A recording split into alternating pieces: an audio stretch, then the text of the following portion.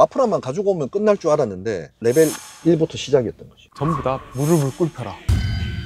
가습기 살균제 사건, 함량 제한 물질을 포함시킨 사람이다. 무슨 말도 안 되는, 가슴을 흡입하더라고요. 이걸 믿을 수가 없더라고. 내 인생에서는 제일 괴로웠던 사건. 진심으로 사과드립니다.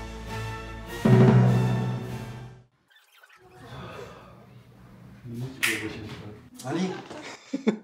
오늘 왜 이렇게 카메라를 들이대는지 아세요? 모른다고 하면 거짓말이겠지. 말씀해 주시죠. 이제 우리가 마지막 영상에서 어떻게 이제 마프라를 가져온 것까지는 이야기했잖아. 근데 가지고 오면 끝날 줄 알았잖아. 근데 이제 레벨 1부터 시작했잖아. 그냥 가만히 있는데 레벨 99가 되진 않아. 사냥터에 가서 자기 자신과의 싸움을 해야지 레벨이 올라간다고 경험치를 먹고, 그러다 보면 이제 몬스터가 나타난다고. 그럼 또 잡아야 되겠고, 그럼 또 물약을 먹어야 되고, 그렇게 해서 99레벨을 만드는 거잖아. 마찬가지로 우리도 레벨 1부터 시작했을 때 그 과정이 있었다. 너무 힘든 시간들, 그런 이야기들을 통해서 우리 구독자분들도 좀 좋은 것들 얻어갈 수 있는 어떤 메시지가 되었으면 좋겠다. 오늘 저번에 말씀드렸던 눈물빵 젖은 게스트 한번 나오기로 하셨잖아요. 눈물빵 젖은 이야기는 눈물빵을 먹은 사람한테 들어야지. 이 오너도 열심히 유튜브를 찍으면서 성장을 위해서 열심히 하는데 우리 황 이사가 또 가만히 있을 수 없지. 뭡니까? 둘이 쎄쎄쎄 하고 있던데. 아, 이거 연출 아이디어요. 눈물빵 젖은 이야기를 해야 되니까 우리 오전에 물류창고 가서 레벨 1부터 어떻게 성장하게 됐는지. 네가 또 옆에 산증인이잖아. 근데 갑자기 이렇게 들어오니까 사무실의 분위기가 고요해지면서 타자 소리밖에 안 들리는데. 타타타타. 야, 웃지도 않는다. 이사님은 어떤 상황이셨어요? 저는 그때 사우스 케이프라는 골프 리조트에서 구매팀에 이제 근무하고 있는데 상당한 스트레스를 받고 있던 참이라서 회사에 회의감을 느끼고 있었지. 일적으로 좀 많이 스트레스를 받고 하다 보니까 내가 하고 싶었던 뉴질랜드로 가서 이제 셰프 학교에 들어가서 이제 일을 할까, 그러던 참에 이제 대표님 어떻게 연락이 돼가지고, 아 그래 이거 해서 안 되면 뉴질랜드로 가자, 이제 이렇게 생각을 하고 이제 시작을 했던 거지. 옵션이 있으셨네요. 그치, 난 차선책을 항상 있어야 되니까 밥 먹고 살아야 되잖아.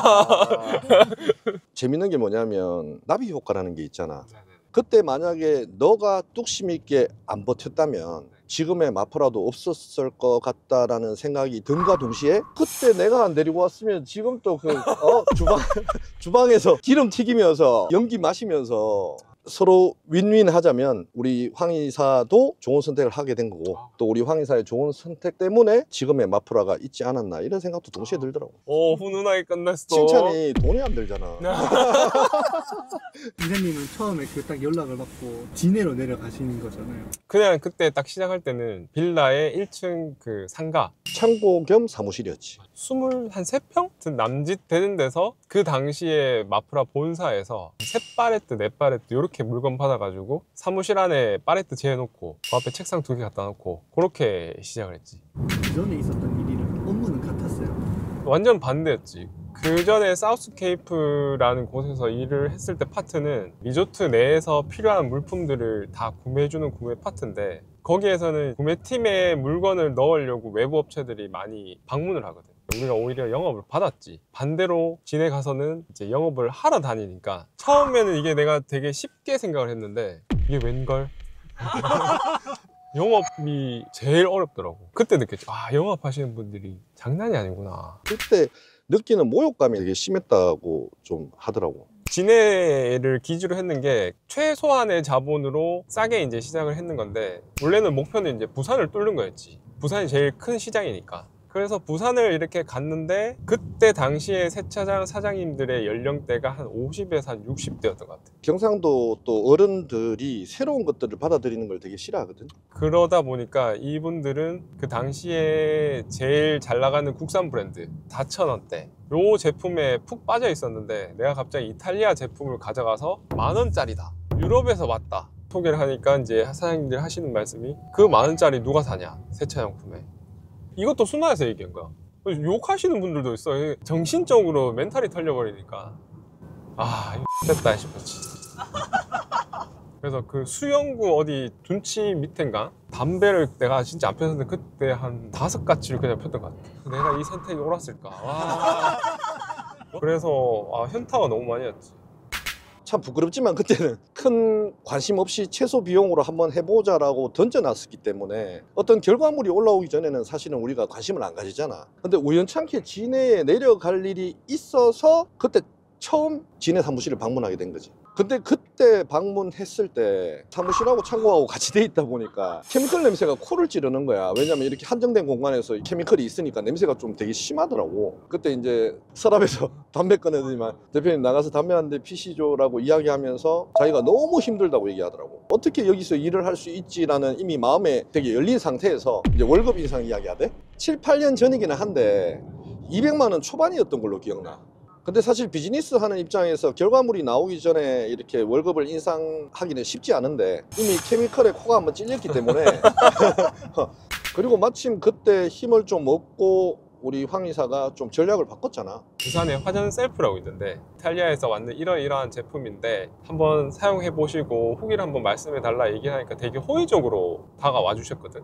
그래서 업계에 대해서 얘기를 막 해주시더라고. 그래서 되게 많은 거를 배웠지. 나는 그 사장님을 마음속에 스승님으로 생각을 하고 있어가지고 그래서 그 이해도도 조금 높이면서 젊은 사장님들을 좀 찾아가야 되겠다라는 얘기도 좀 듣고 하다 보니까 진해 쪽에 이런 데를 얘기를 해주시더라고. 근데 그 사장님들을 보니까 국산 저가 브랜드가 아닌 해외 제품들 그런 거를 취급을 많이 하고 판매를 하고 계시더라고. 그래서 이제 이탈리아 제품이라고 소개를 하니까 관심을 가지시더라고. 그래서 그 제품들 영업하면서 세차하는 사람들이 프리워시라는 제품을 많이 쓴다는 걸 알고 우리 마프라 제품 중에서 이제 어울리는 거를 소분을 해서 그 사장님도 드리고 소비자들한테도 사은품으로 내가 뿌리기 시작했지. 그 당시 때 영업할 수 있는 방법이 랩핑 차량 타고 물건 싣고 경상도권을 계속 순회해서 다니면서 정말 발로 뛴 거지. 그러면서 사실은 매출이 올라왔고 매출이 올라오면서 이거 되겠다라고 생각한 거지. 근데 또 재밌었어요.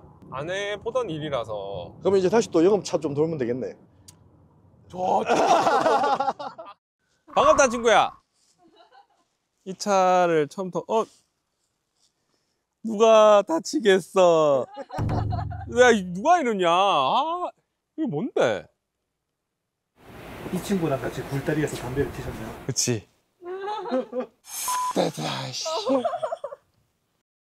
처음에 시작하셨을 때 매출이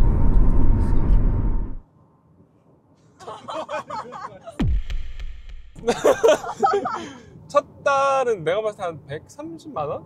관심 안 가지만 하지. 그러면 전략을 바꾸시고 나서는 매출이 확 오르셨어요? 프리워시 제품을 좀 사은품으로 뿌리고 나니까 사용한 유저들이 세척이 잘 된다라는 느낌을 딱 받으니까 그때부터 연락이 오더라고. 그 당시 때는 지금처럼 이제 유튜브보다는 블로그나 카페가 되게 활성화돼 있었거든. 그래서 혼자 막 블로그 작업도 하고 커뮤니티 유저들하고 스킨십도 하고 우리 황 이사가 되게 많이 노력했구나라는 생각 들더라고.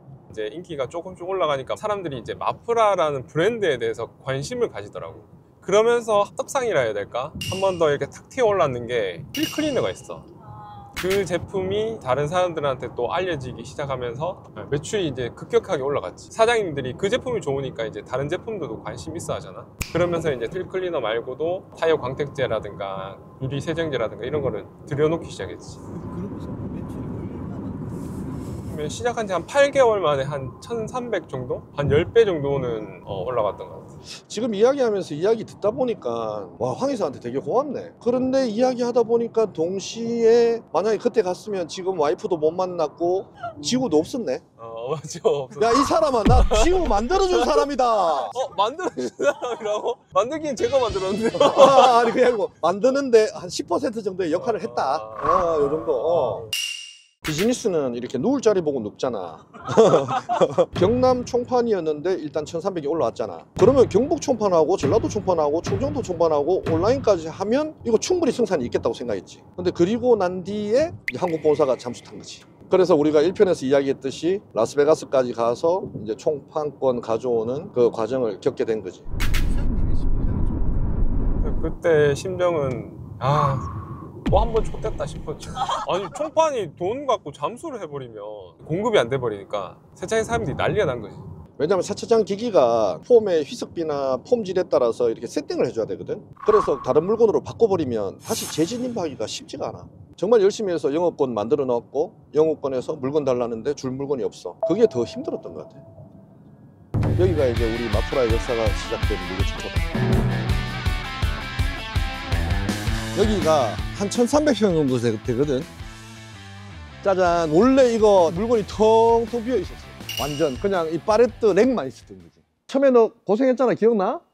이 바닥 보이십니까? 그때는 직원도 한 3명 있을 때라서 여름에 우리가 다 칠했다. 인건비 아낀다고. 그럼 대표님은 뭐하고 계셨어요? 노코멘트. 여기가 이제 창고잖아.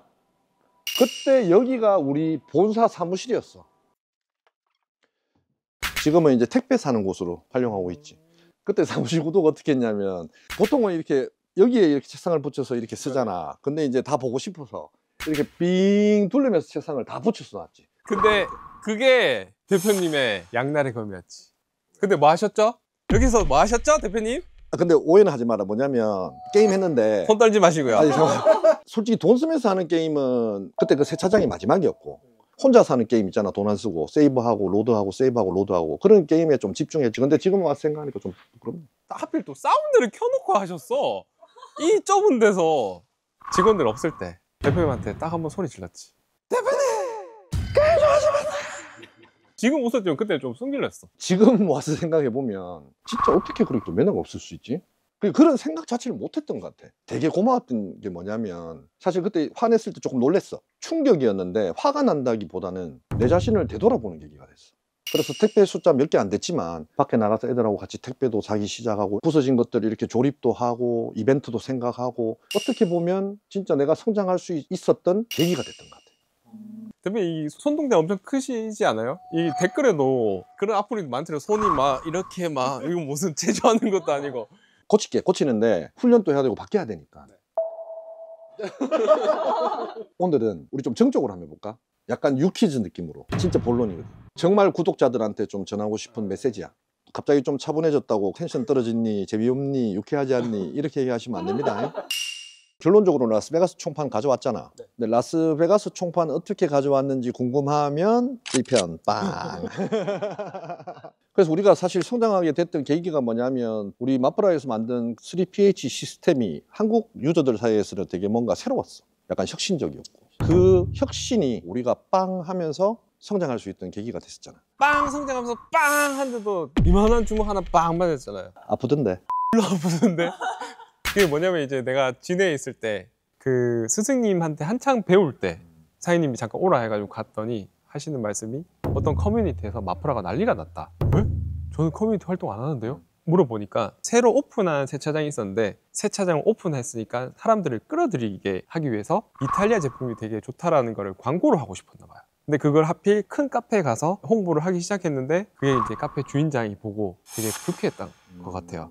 그래서 그 세차장에 연락을 해가지고 왜 내 카페에 와서 바이럴 마케팅을 하냐? 너 여기 마프라라는 업체지. 아니다. 나는 이제 세차장을 하고 있는데 이 제품이 좋아가지고 그렇게 얘기를 했을 뿐이다. 라고 했는데 이 카페 주인장은 아니다. 너는 업체다. 라고 지정을 이렇게 해버렸다 하더라고요. 그래서 그게 이제 좀 논쟁이 오가다 보니까 이제 세차장 사장님이 카페 때문에 내가 왜 이렇게 해야 되나 하면서 기분이 나빠가지고 이제 전화를 딱 끊으면서 마지막에 욕설 한마디를 이렇게 딱 뱉었는데 그거를 이제 카페 주인장이 딱 듣고 마프라 앞으로부터 전부 다 금치거 광고도 안 되고 아무것도 안 되게 막아버렸던 거지. 그래서 연락처를 알아가지고 이제 카페 주인장한테 전화를 하니까 하시는 말씀이 다른 거 다 필요 없고 그 사장님 데려와서 무릎을 꿇혀라. 그래서 제가 설명해 드렸거든요. 할 수 있는 부분이면 다 도와드리겠는데 할 수 없는 부분이다. 내가 어떻게 그 사람을 데리고 와서 무릎을 꿇히냐 라고 하니까 자기는 딴 건 모르겠고 꿇혀라. 그렇지 않으면 다른 건 모두 다 안 풀어주겠다. 저희 직원이 아니라고 말씀도 하셨었어요? 다 설명했지. 직원은 나 혼자뿐이었는데 그때는. 그래서 포기를 했지 그때는. 조그만한 소규모 카페에서만 영업을 조금씩 했었지. 7년 8년 전이잖아. 그때만 해도 네이버 블로그나 카페에서 세차 순서, 세차하는 방법을 글을 읽으면서 정보를 받아가던 때라서 이 국내 최대 커뮤니티에서 활동을 할 수 없다는 거는 내가 이렇게 손을 안 움직이고 설명해야 되는 거하고 똑같은 거지. 이해가 확 되네요. 미칠 것 같다 막. 근데 감사하게도 난 진짜 하늘이 무너져도 솟아날 구멍이 있다는 말이 있잖아. 모든 문제가 있으면 열쇠도 함께 주어진다고 생각하는 게 뭐냐면 그래서 우리가 전략을 바꿨어. 어차피 우리 황 이사가 경남 쪽에 돌면서 성과를 보였으니까 순회하는 차량을 2대에서 3대 정도 운영하면서 오프라인부터 바닥을 다지자. 그게 첫 번째였고, 그리고 우리가 온라인에서 커뮤니티 활동을 못하니까 어떤 생각했냐면 유튜브. 7년, 8년 전부터 이제 패러다임이 글 읽기보다 유튜브에서 정보들이 풀려나는 시기였어. 나는 이제 전국을 다니면서 정말 괜찮은 세차 유튜버들을 만났지. 이 세차 유튜버들도 물건을 리뷰할 때 되게 세심하거든. 왜냐면 유튜브는 정보 전달이잖아. 그럼 얼마나 정확한 정보를 전달하느냐가 얘네들한테 생명하고 똑같아. 안 좋은 제품을 좋다고 이야기할 수 없는 거야. 마프라에서 만드는 제품들이 기존 시장에 좀 없는 새로운 제품들이 많았기 때문에 컨텐츠가 된 거지. 좋은 컨텐츠를 소개하다 보면 마케팅이 되잖아. 서로 같이 윈윈할 수 있는 좋은 관계들 되게 유지할 수 있었던 것 같아. 근데 단순히 그런 시너지뿐만이 아니고 코로나 시즌 때 이제 되게 힘든 일 많았잖아. 그때 우리가 이제 마스크도 동네 다니면서 어르신들 노인회관에다가 그런 것들도 나눠드리고, 그래서 어떻게 쇼핑몰 하는지, 인정은 어떻게 받는지, 그리고 세팅은 어떻게 하는지 그런 것들 도와드리면서 약간 저가 매수라고 해야 되나? 근데 이분들이 시작할 때 손잡고 같이 성장하다 보니까 글을 읽는 시대에서 보는 시대로 넘어가면서 오히려 새로운 길이 열렸던 것 같아. 그래서 우리가 이제 오프라인에서 받쳐주고 온라인에서 유튜브 통해서 빵 때려주니까 성장할 수 있던 계기가 됐잖아. 정말 근데 난 사실 지금부터 하는 이야기가 그 카페장하고 첫 번째 악연 이후에 이 두 번째 사건이 내 인생에서는 제일 괴로웠던 사건이었다. 제일 큰 파도였던 것 같아요. 진짜 뭐랄까? 총판까지 가져오고 라스베가스까지 갔는데 다시 그런 파도 앞에 내가 섰구나라는 걸 깨달게 된 시기였지. 와, 진짜 무서운 사건이 있지. 가습기 살균제 사건. 제한된 공간에서 가습기를 틀면 살균제에 남아있던 독성 물질이 방에 가득 찰 거 아니야. 거기다 수증기니까. 그래서 되게 많은 사람들이 죽었어. 어린아이들 포함해가지고. 소송도 되게 오래 하고. 그리고 그 사건 때문에 국내 케미컬 환경법이 진짜 엄격하게 강화됐거든. 심지어는 한국에서 환경법 통과해서 인정을 받으면 전 세계에 다 팔 수 있어. 이게 카페장이 봤을 때 문제를 삼았던 거는 저희가 전 제품이 이탈리아에서 제조를 해서 오다 보니까 그 뒷면에 보면 그 보존제 물질이 적혀 있었나 봐, 그 영문에는. 근데 한국에 들어올 때는 저희가 빼달라 해가지고 빼져 있었거든. 성분표를 등록할 때도 그렇고 없었어. 여기서 정말 아이러니한 게 뭐냐면 그 물질을 뺐잖아. 그 친구가 개인 사비를 들여서 검사를 했는데 그게 나온 거야. 근데 나는 그 당시에 이걸 믿을 수가 없더라고. 왜냐면 자기가 이걸 넣어서 보냈을 수도 있고. 합리적인 의심이. 합리적인 의심이 생기는 거죠. 아니, 내가 검사했을 때 없었는데? 그래서 우리 검사 기관에 의뢰를 할 때 어떤 특정 성분만 정밀하게 볼 수 있거든. 그래서 의뢰를 하니까 정말 미약하게 검출이 됐었어. 그걸 보고 이제 대표님하고 얘기하고 이탈리아에 들어가지 않은 물질인데 나왔다, 조사해달라. 그렇게 확인하니까 중국 원료사에서 미량을 썼었는데 정말 거기에 또 극소미량으로 검출이 됐던 거지. 왜냐하면 해외에서는 이 물질이 우리 한국처럼 그렇게 큰 문제가 되지 않거든. 한국만 가습기 사건으로 되게 강화가 되다 보니까 정말 뭐랄까 아이러니한 사건들이 겹치고 겹치게 된 거지. 와, 그때 진짜 인생에서 좀 제일 힘든 시간이었던 것 같다. 왜냐하면 뭐 우리가 만들었든 우리는 받아서 유통만 하는 사람이든 우리가 몰랐든 뭐 그건 진짜 다 필요 없더라고. 그냥 너는 가습기 살균제라는 이 어마어마한 사건에 들어갔던 함량 제한 물질을 포함시킨 사람이다 라고 되는 거지. 악플이 약간 중독성이 있거든. 보면 너무너무 고통스러운데 무슨 얘기했는지 되게 궁금한 거야. 그 적힌 댓글 하나하나가 진짜 가슴을 후비 파더라고. 고통스러웠던 게 뭐냐면 사실 리더잖아. 이 사건을 약간 내가 맞닥뜨릴 자신이 없는 거야. 초창기에 같이 시작했던 그 친구가 있었잖아. 그 친구 되게 좀 많이 의지를 했는 게 있었어. 직원들이 원하는 거는 이 대표가 어떤 방향성을 제시해 주는 거라고 나 생각하거든. 근데 그 당시 때는 너무 큰 사건이 이렇게 닥치다 보니까 계속 그 친구한테 가서 야, 이거 어떻게 해야 되노? 이거 어떻게 해야 되노? 이걸 묻고 있더라고. 근데 그 친구가 이렇게 얘기하더라고. 대표님 어떻게 해야 됩니까? 이렇게 묻대. 그러면서 그때 얘기했던 우리 아버지 이야기 생각났었어. 항상 우리 아버지는 모든 걸 다 해결해 주는 약간 도깨비 방망이 같은 존재였거든. 호텔이 이제 하향세로 접어들 때 아버지 이거 어떻게 해야 됩니까? 라고 했을 때 우리 아버지가 재열아 이거 어떻게 해야 되노? 라고 물었을 때 내가 절벽에 낭떠러지에 있구나. 이거는 스스로 해결할 수밖에 없구나를 깨달았다고 했잖아. 그래서 그 친구가 마치 그렇게 물었을 때 이거 내가 해결할 수밖에 없구나라는 걸 깨달았어. 그리고 생각했지. 뭐냐면 우리 가지고 있는 모든 제품들 다 전수검사해라. 그때 갖고 있었던 제품이 한 80가지, 100가지 정도 됐는데 왜냐면 어디에 그 중국의 주 원료가 들어가 있고 어디에 안 들어가 있는지 모르니까. 그 친구는 2개를 맡겼고 제일 유명한 제품 그 2개에서 나왔고 우리가 다 검사해 보니까 총 4개였던 거지. 그때 생각했던 게 뭐냐면 이거 정면 돌파해야 된다. 무슨 얘기를 해도 다 100명밖에 될 수 없어. 우리가 오히려 이 4개를 다 가지고 나가서 영상 찍자. 와, 그 영상 보면 진짜 정말 자료? 영상 자료? 안돼. 이번 일을 가슴 깊이 새기고 재차 똑같은 실수를 범하지 않도록 노력하겠습니다. 저희 제품을 아껴주시고 사랑해주신 모든 분들께 진심으로 사과드립니다. 진짜 몇 번 찍었을 거? 3번, 4번, 맞아요, 5번. 이렇게 우리가 어떤 사실을 맞닥뜨렸을 때 있잖아. 가장 중요한 거는 정직합니다. 어떠한 변명도 하지 않겠습니다. 무조건 우리 잘못입니다. 2개가 문제였는데 알고 보니까 4개였습니다. 이유를 불문하고 여러분들한테 다 환불해드리고 제품들 다 회수 수거하고 거기다 더해서 3만 원짜리 마프라몰 쿠폰까지 다 나누어 드렸어. 자세한 보상 방법과 접수 방법은 환불 회수 조치가 마무리되는 대로 공식몰에 따로 공지하도록 하겠습니다. 소비자분들께 할 수 있는 최대한의 방법으로 보상을 하고자 합니다. 근데 그때부터 커뮤니티 여론이 약간 반전되는 느낌이 있더라고. 그때 결단을 되게 빨리 한 덕분에 소비자들이 좋아하셨던 것 같아. 그 당시 때 우리가 환불 회수를 일일이 전화통화 다 못하니까 그 카카오 채널에서 했거든. 갑자기 채널 인원이 한 3, 4천 명이 된 거야. 그리고 3만 원짜리 뭘 쿠폰 받은 게 있잖아. 한 번 더 기회를 주시더라고. 유튜브 구독자 수도 그때 1,몇백 명에서 막 2,000명인가 3,000명인가 이렇게 늘고 또 채널도 되게 활성화되고 어떤 어려움이 닥쳤을 때 변명 없이 나갔던 게 의도치 않는 노이즈 마케팅으로 좀 바꿀 수 있던 계기가 됐던 것 같아요. 그러면 그때 판매했던 4가지 제품은 아직까지 판매를 하고 계세요?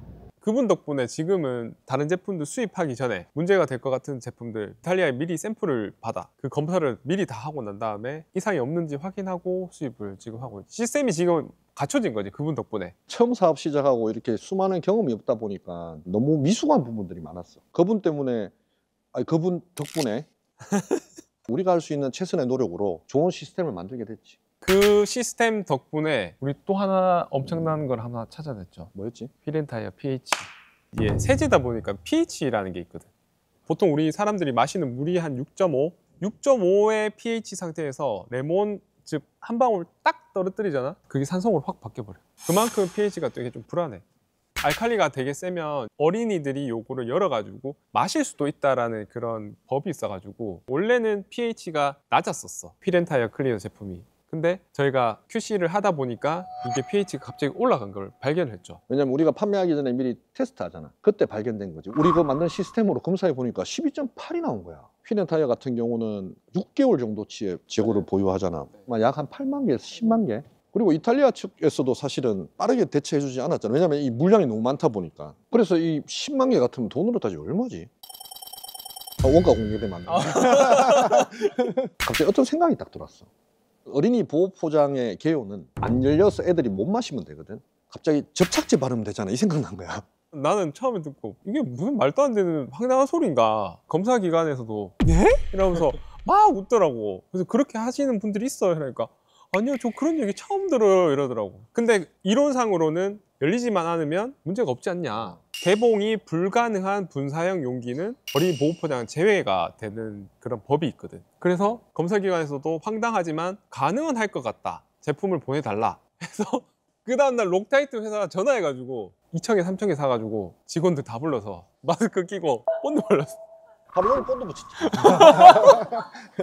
그래서 그 샘플 보내고 하니까 자기들도 예외 적용이 되는 조항을 적용할 수 있을 것 같다, 이렇게 된 거지. 근데 엄청나게 돈 많이 세이브했지. 그때 이제 뭐 예를 들자면 초과 근무하는 비용까지 다 해가지고 이탈리아에 청구했지. 이거는 다 그 카페 장님 덕분이네요.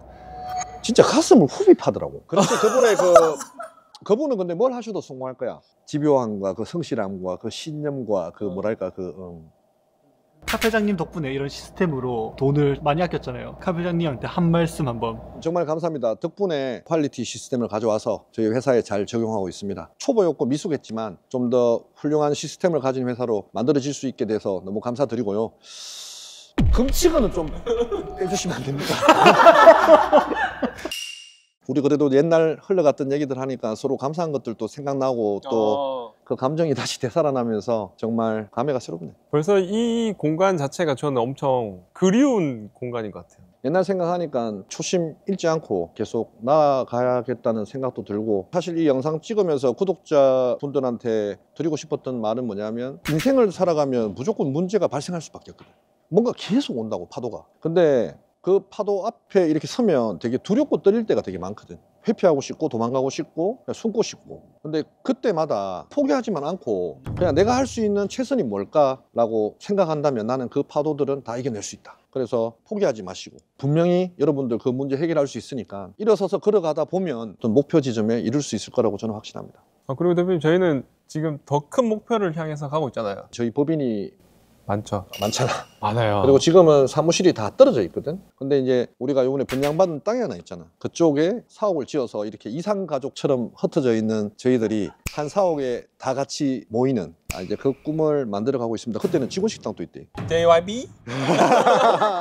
그럼 다음은 어떤 사업 얘기해 주실 건가요? 다음은 돈 되는 사업. 그래서 그냥 아프지 마라.